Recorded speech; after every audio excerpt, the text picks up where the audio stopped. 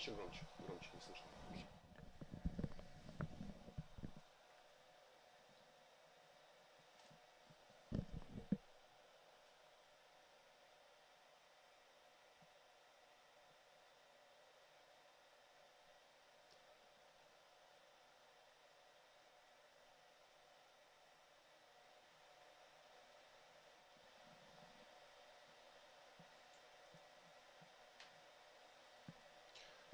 I'm very happy to see everybody. From my side, I would like to apologize for several delays. We could make it to Dnieper a little bit earlier, but we are here finally, and I would like to present to you the new CEO of Приватбанk, who was chosen through very complicated, professional and transparent selection. His name is Peter Krumhansel, and definitely we'll ask him to present himself with a few words, why it's important. Last time I was here a little bit more than 1 year ago, and I presented also the chief of the bank, Mr. Schlapak.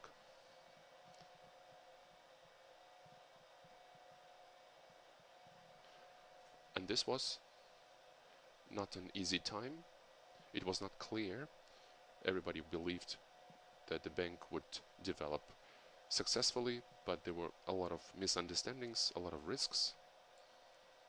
And I believe that both Alexander Schlapak and Halina Chlapachuk, they made the maximum they could to stabilize the bank, irrespective of all the complicated conditions, stabilize it, and now the issue how this bank will develop. And we finally, just now, finalized the strategy development for the overall state banking sector that includes 4 banks at the moment, and we've also renewed the strategy for Приватбанk. And for the implementation of this strategy, we have invited the new CEO. The job for him is now to develop the bank according to this strategy, that Приватбанk could remain and even strengthen its leading position, and finally the state could effectively sell it and attract finances to the budget to compensate the expenses for the nationalization.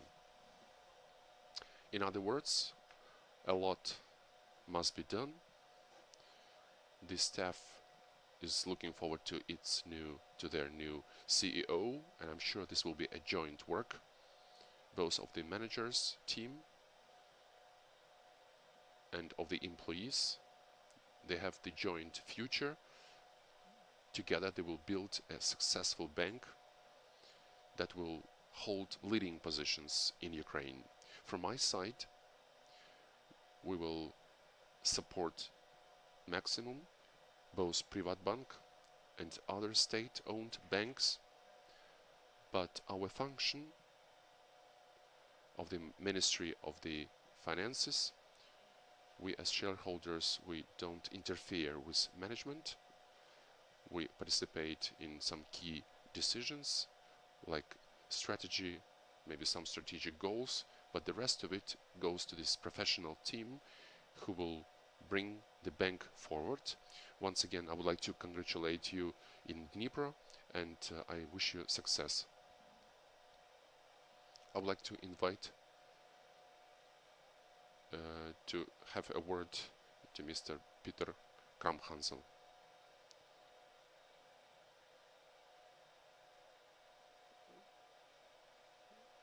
Can you share with us your first ideas, first thoughts? Good afternoon, everybody. Those of you who have come to today's press conference. First of all, I would like to thank the Ministry of Finances, who found time in his tough schedule and made it to Dnipro today. And I would like to say thank you for his warm words and support. I would like to mention that Приватбанk is a unique bank not only for Ukraine, but for Europe as well. And from the point of view of banking technologies, it used to be and it remains much better than its competition. And my job from the first day to make sure that we keep this bank as one of the innovative banks on the market in Europe. Приватбанk must be first in services, in all kinds of services it gives to its clients, and I want that the clients of the bank, and this is about 20 million Ukrainians, receive the best banking service. As of today, the state has provided Приватбанk with necessary level of capitalization, and this job for the board and for the supervisory board to get back the invested funds.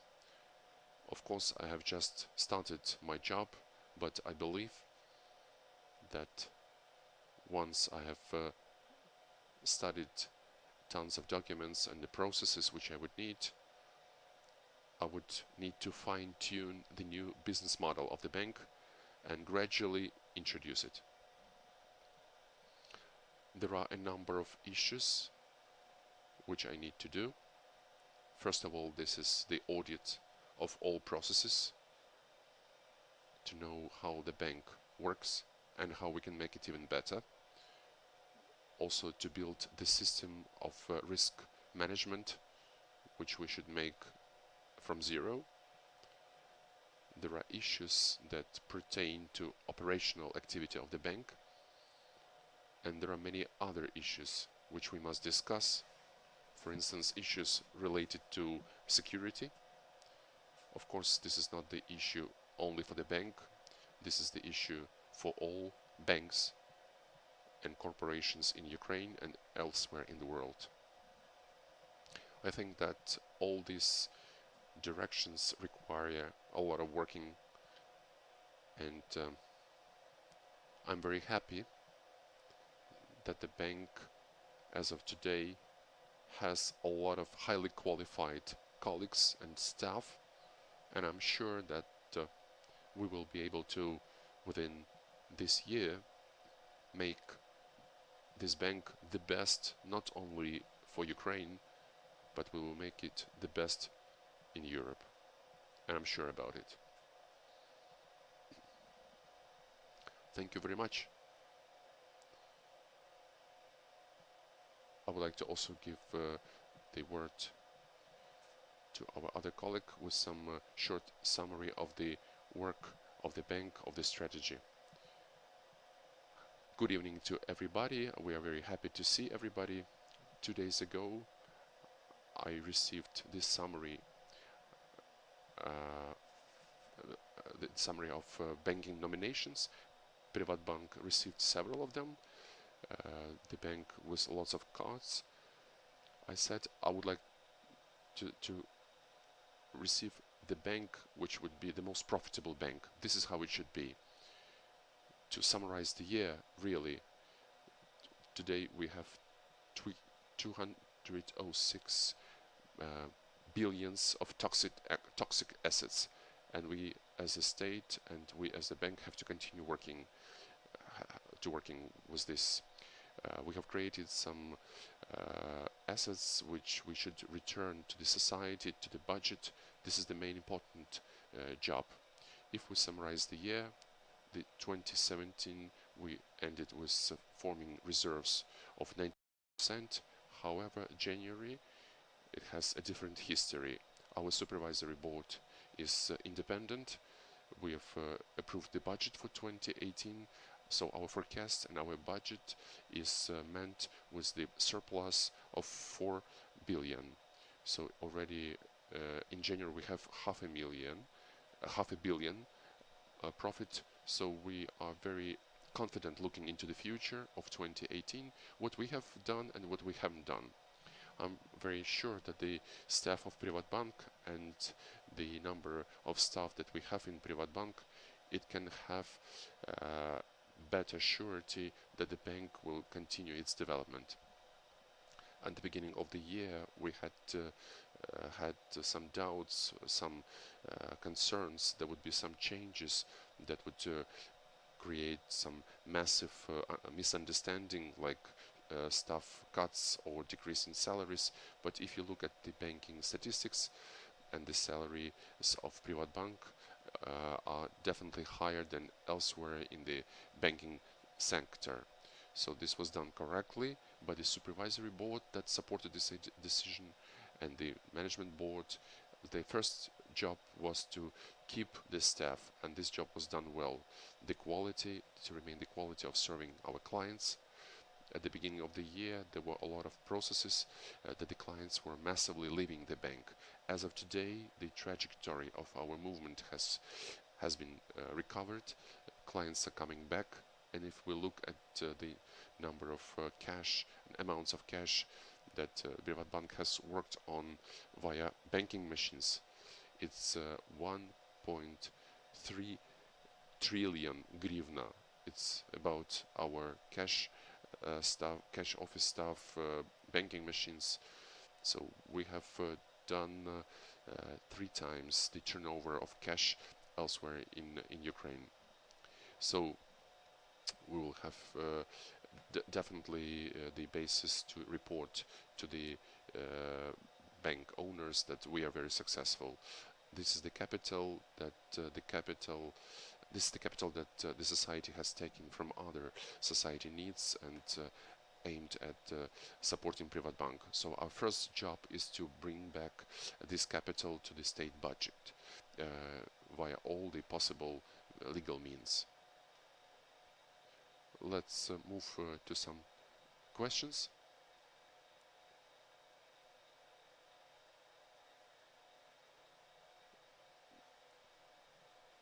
So the first question is to Peter. First of all, how do you see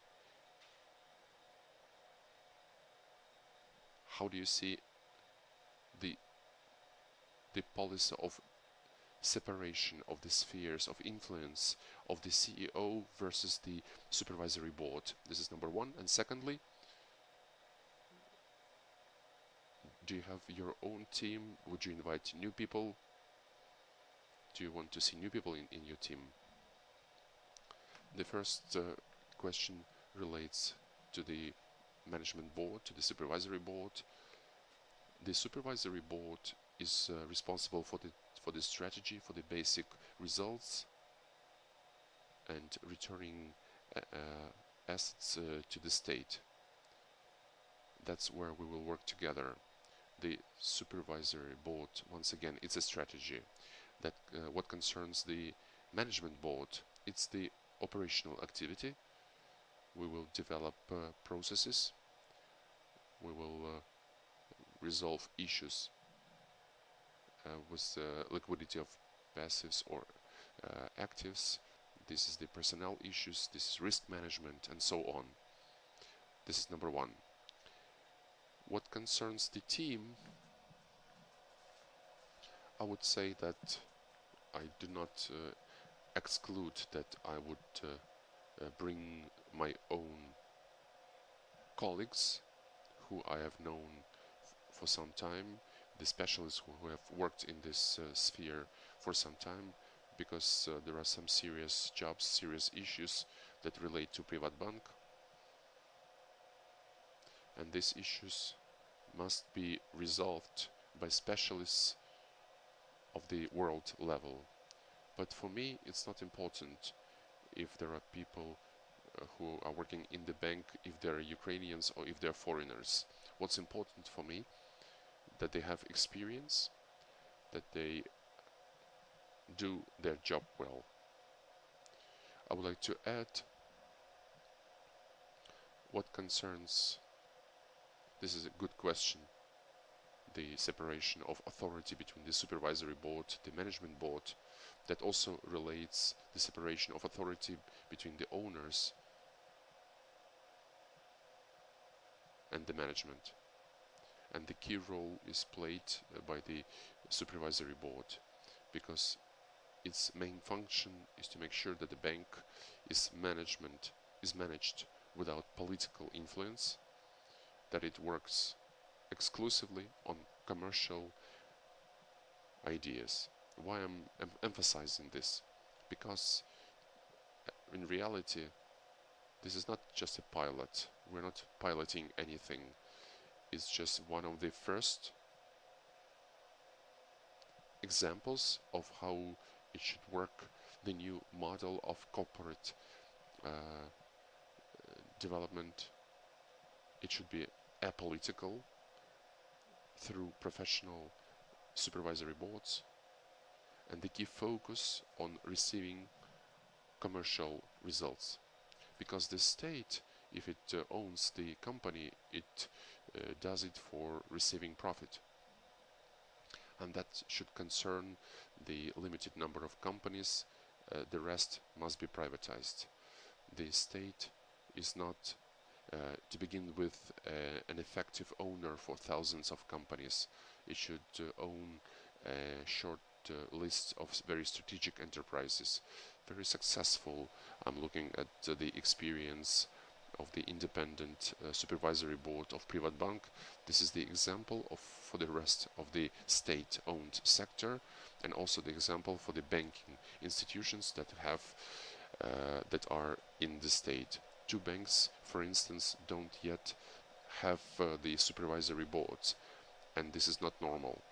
This has to be speeded up as fast as possible. There is the law in Verkhovная Rada that should bring in the changes on formation of supervisory boards at state-owned banks. Once this law is adopted, and we are trying to adopt it as fast as possible, we would receive strong professional supervisory boards throughout the whole banking sector, and then the whole banking sector would work effectively. One more comment regarding this stuff.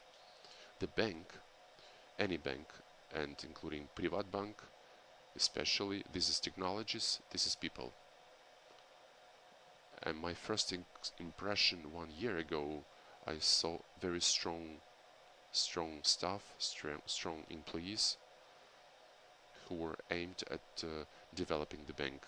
And it's important that we have managed to have supported these people, keeping these people see the future, and they must build the successful bank in a way that they should receive high salaries. This is very logical, and this is how it should be.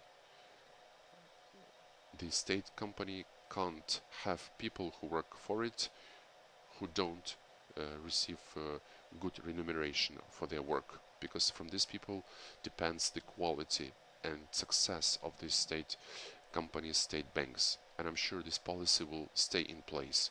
And regarding the team, this is our position of the shareholder.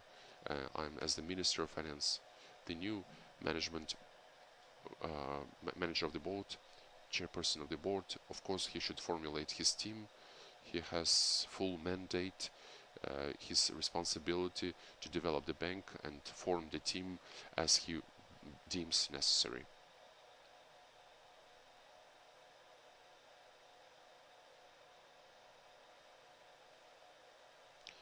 Are you talking about Приватбанk? In principle, we have some key figures that the state owns some 55% of the banking sector. This is not, in principle, this is a forced situation in which we found ourselves when we were forced to nationalize Приватбанk, to save it, to save 20 million clients of this bank and the stability of the whole banking system. Today our job is to effectively decrease the share of the state in the state banking sector and throughout the next 1 or 2 weeks we will consider the new strategy at the Cabinet of Ministers, which will foresee exiting for the state from the capital of Приватбанk. So we are planning to give back Приватбанk to some private sector. It's difficult to give about the price, to give ideas about the price. The market will formulate the price. It will depend on which price will be available from the market at the point where we are give Приватбанk bank to private hands. Whether it will work effectively, the management team, how it implements the strategy, this is number one. Secondly, it will depend on the quality of the regulation of the banking sector, and thirdly, of course, from the market conditions. There are 5 years, and I believe this will give us the possibility to receive the most successful, most interesting result.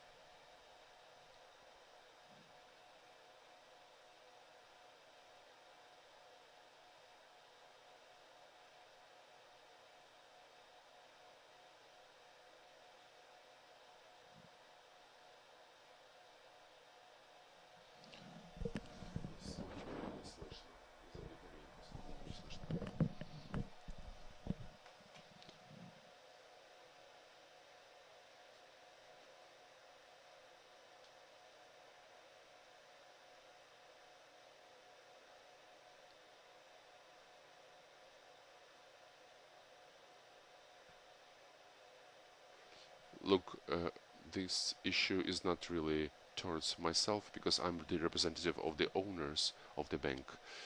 Of course, there are certain inquiries on the side of the National Bank of Ukraine, and I'm definite that they were made within the law. Regarding the bank will continue to act within the law. Nobody will, of course, go outside of the law. This is the issue of the trust of the banking system, the trust of the independence of mass media. I'm sure that we're talking about the norms of law on the side of the National Bank of Ukraine. You know, there are two points of the bank within the law of the banking activity in Ukraine. Of course, the bank can receive some inquiries, and this can be off-site and on-site supervision. The law has stipulated the ways to check the banks. At the moment, we have both on-site and off-site supervision check of the bank, including on Cypriot branch. We have to finish a big case. As I said, 206 billion of toxic loans that we have to consider.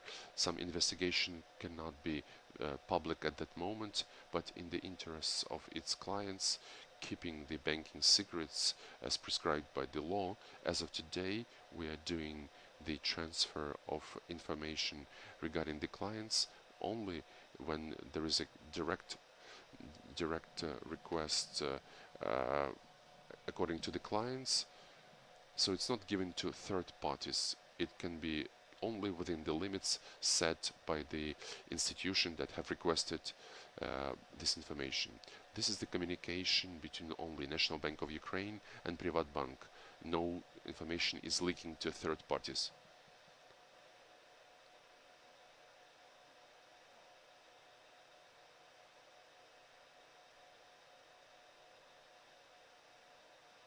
Okay, I can tell you, regarding this letter, the National Bank of Ukraine has the right to order such a check.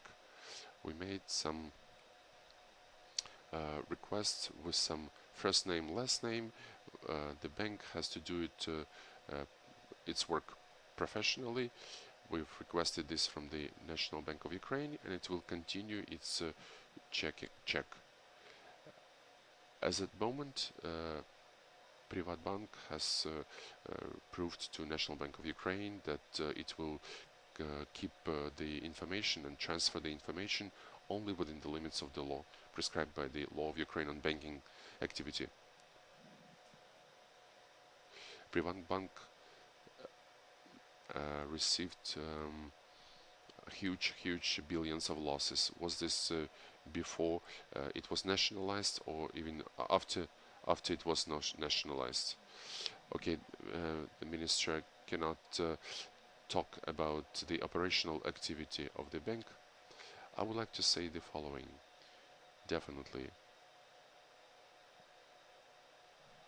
at the moment of nationalization, it wouldn't happen in any case.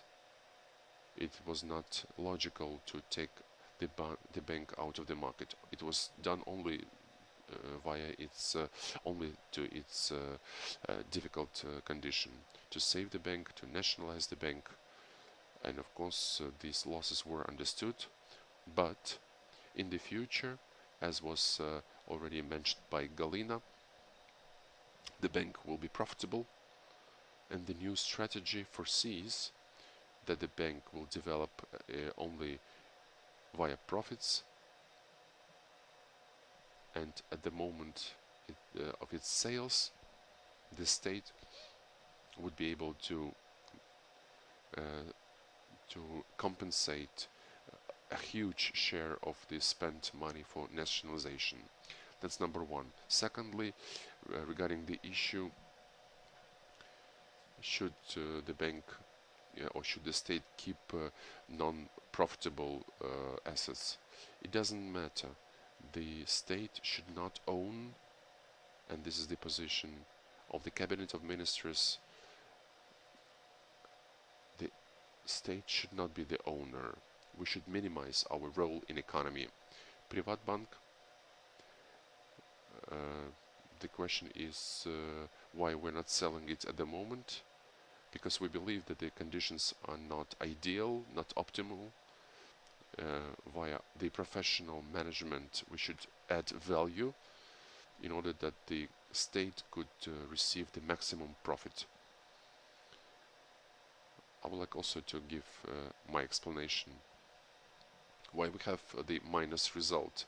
In 2017, we had to continue the work on evaluation of the fair value of the assets that the state acquired in 2016. Big assets, big fueling stations like also Bukovel. So we have done the evaluation of fair value, fair evaluation, and the issue of the evaluation of assets brought the losses in 2017.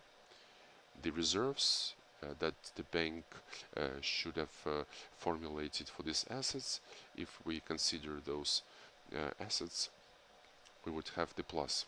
So the capital is now sufficient.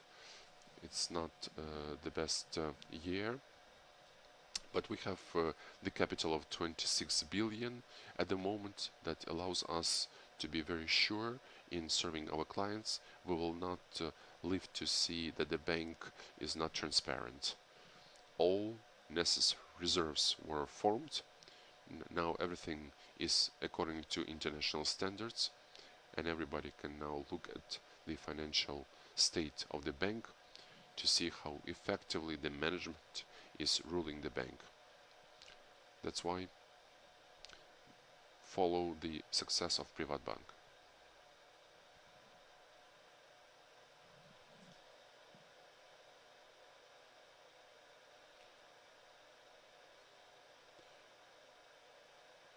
Your work for monetization of subsidies has been found unsatisfactory. Why was this evaluated in this way?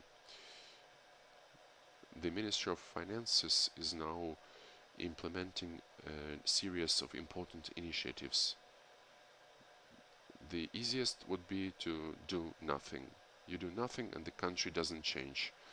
we have initiated the monetization of subsidies because we could not believe that billions of grivna go to God knows where. And every year we had the same situation repeating. We have the bills for billions of subsidies, which we can't check was the gas consumed in such volumes or not. That's why we initiated the monetization of subsidies, and as of January 1st this process began. It's very complicated, quite complicated.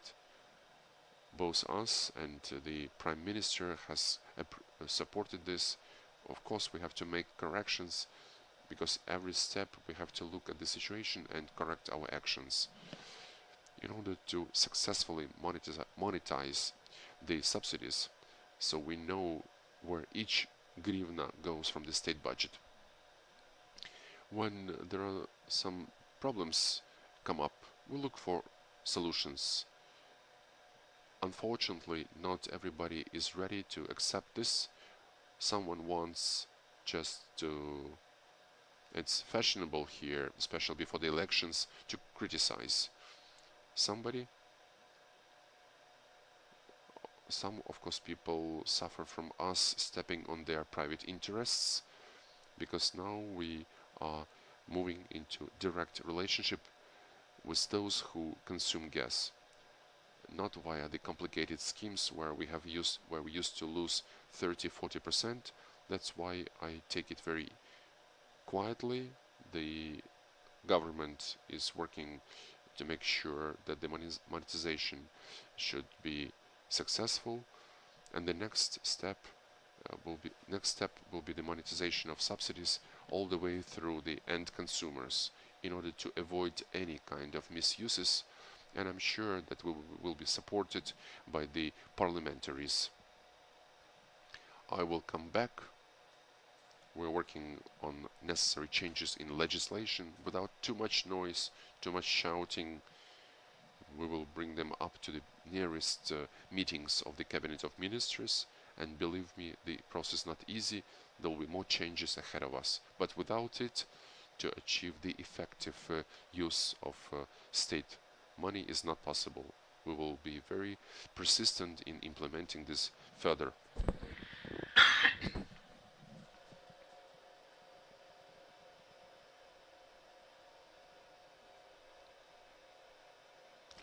Next week the technical mission of IMF will come, and definitely I will be meeting with them, and also my other colleagues, the members of the government. There will be meetings in the administration of the president. It is a very standard practice to evaluate the stage of implementation of the program, and find the possibility to regulate the issues which are not regulated yet. For instance, together with the mission, there will be some more experts who will give recommendations towards the law on creating the anti-corruption court. In other words, this is the time where this mission is important, that we move further in fruitful cooperation with IMF.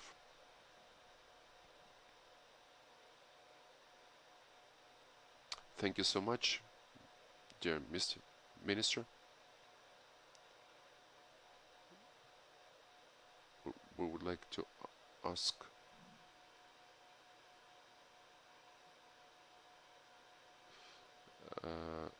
another big press conference with Peter. Give us 100 days, give us the time to work, to get to know the business, and then we will be asking you more questions.